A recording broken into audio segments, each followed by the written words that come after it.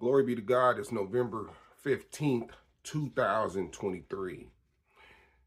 I wanted to put this video out before you continue to watch the video that you're watching right now.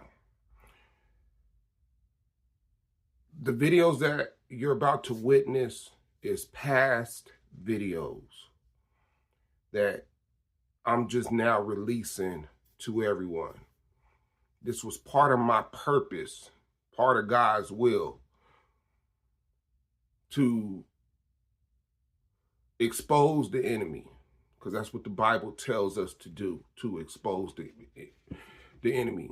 This is a learning video. The videos that I put out is not to disrespect my wife. It's not to embarrass her, because I love my wife. I'm in love with my wife. I've been through this journey of spiritual warfare for a reason. And I hope everybody looks at these videos with a spiritual eye and a spiritual mind.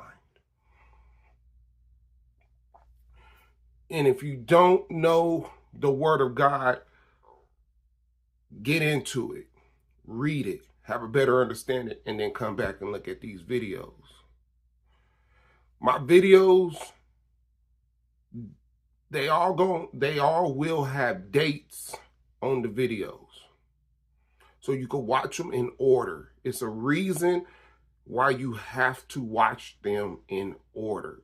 You're going to see me grow in these videos. You're going to see how God maneuvered and changed things in my life in these videos. These videos is for everybody out there that may be going through the same thing I'm going through, but don't have no answers. Well, in these videos, I'm going to show you what spiritual warfare looks like. I'm going to show you how to fight and know that the strategies of the enemy, like the Bible tells us, why they do what they do. Trust me, I searched all over YouTube for the last 8 years, and I haven't came across nobody that's really had video evidence of demonic demons controlling people that they love, or somebody explaining through their experience on live of what just took place and why it's happening. I need y'all to go back and watch my testimony series so you can have a better understanding of who I am, and watch these videos in order. I will put the dates on them, and my thumbnails will be color coordinated for the years from the time I started until today, and what changed and how did it change, because it's different type of demons that control, and they all do something different, and I'm gonna break every single one of them down on how they do and what you have to do to fight it based off God's word. I thank y'all. I love y'all. And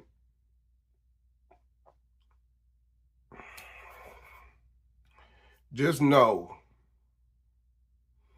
I did this for y'all. I did this for y'all. I love y'all. I don't even know y'all, but I love y'all. I love it. I love each and every one of y'all, because this was bigger than me. It was bigger than me. It was bigger than my wife. It was for y'all. This is what God wanted me to do. Enjoy the video. Glory be to God. It is March 5th, 2026. I wanted to make this video. It's going to be a little quick video. Give y'all a little update on what's taking place at the workplace. Now, last year, I want to say in September of last year, I had made some videos speaking about some co-workers of mine lying on me, lying on me and betraying me, and it hit me. It really hurt me because I really had feelings for these two women, not like feelings like friendship, respect, and for them to betray me and lie. And I noticed real quick that it was enemy driven. Okay. They lied about my work performance. They lied about the way I was speaking to them. And I've been working with these, like one of the women I've been working with for like 3 years. Another woman I was working with for almost a year and a half. We done bought each other lunch. I done bought them, little neck fans. And it's funny because I had bought them those neck fans like I had bought them and then they lied. But I still gave them to them. Even after they lied, or I think I bought them like a week earlier before they lied. But I didn't know they was talking behind my back. Like I said, I ain't never had no problem with these women. And they ran video to see who was right and who was wrong. And of course I was right, because the videos where they accused me of doing never took place. But I started noticing, I said, okay, this is something similar that took place with some other co-workers, and it done took place with other co-workers being lied upon, accusations, and God was teaching me, about accusations and lies and stuff like that. But I never mistreated them. I never disrespected them. Even when we started working back together, was my communication the same with them? No, I didn't really speak to them, unless it had something to do with work, maybe a little small talk here and there, but the relationship was never the same. So, I go on vacation, and right before I go on vacation, the Asian girl, her knee got messed up, and to the point she needs surgery.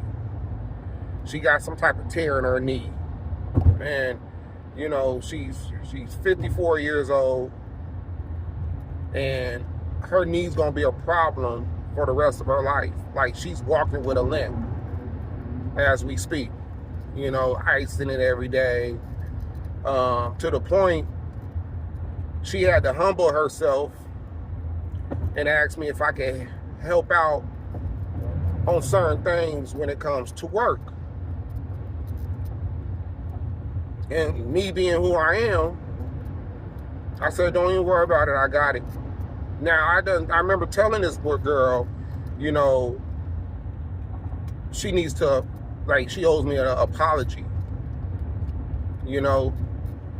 and she never gave me an apology, because I felt like if she gave me an apology, I'll forgive her for everything that she did, like the way God tells us, and I'll just move forward like it ain't never happened. But she never apologized. Yeah, I would help her, but the relationship ain't what it should be. now she's starting to be more talkative and, you know, more understanding and asking for my advice when it comes to things that we have to do in the express mail at the post office. But before that, she had too much pride. Then felt like she knew everything. Didn't ask me about nothing. I'm noticing she's doing little sneaky stuff and, you know, work-wise and helping other people, don't want to help me. But now you need my help. It is what it is. You know, it's my duty to, you know, turn the other cheek. And maybe, I don't know if God, you know, put it on her spirit to apologize, and she never did. And he gave her warning after warning. Hey, you need to apologize. You was wrong. Rashad didn't call you no names. Rashad didn't do this. Rashad didn't do that. And maybe she, since she don't have a true relationship with the Lord, she couldn't, maybe she was just thinking that she was just overthinking things. And it's just in her mind, but maybe the Lord was already trying to tell her, you was wrong for what you did, you need to apologize, and that was it. And since she did not apologize, I think one of her consequences is her leg. Since she didn't want to apologize, so she wanted to be stubborn and not make things right, now she has this limp and a knee issue that's going to linger her for the rest of her life. She won't be able to do the things that she probably enjoyed doing. Taking walks. I remember she'll say she went to Yosemite and hike. Like, when you got a bad knee, it's kind of hard to do the things that you like to do. Is it something that I'm celebrating? Nope. Not celebrating at all, because I truly feel bad for her, but I know my God that I serve is a just God, and he'll always balance things out and make things right. The other woman, God done removed her. She been working in Express for over 20 years. God removed her out of Express, and now she's working the registry room, which I don't even think she's going to be comfortable working in. You know, I think it's too much for her to bear, but who am I to say? I'm just assuming.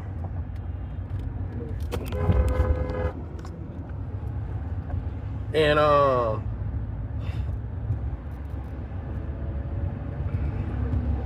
but she's no longer in Express, and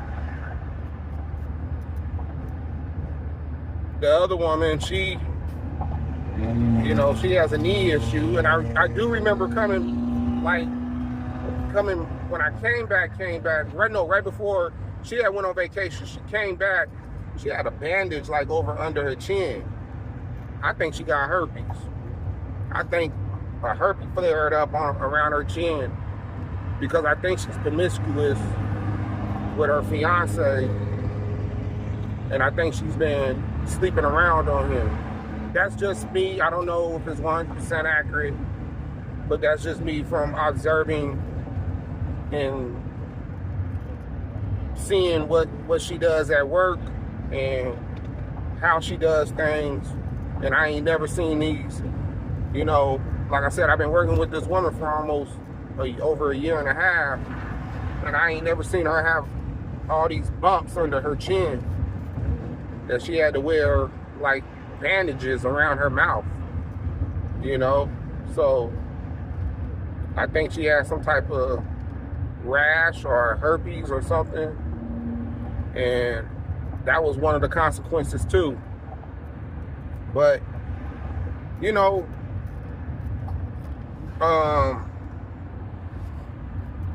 when God, you know, it's not good to touch one of God is anointed. If you know somebody that's anointed, and you know someone that's doing the will of God, or they say they doing some type of will, or, you know, maybe they ain't let you know, it's not good to touch his anointed, you know, because you will be punished.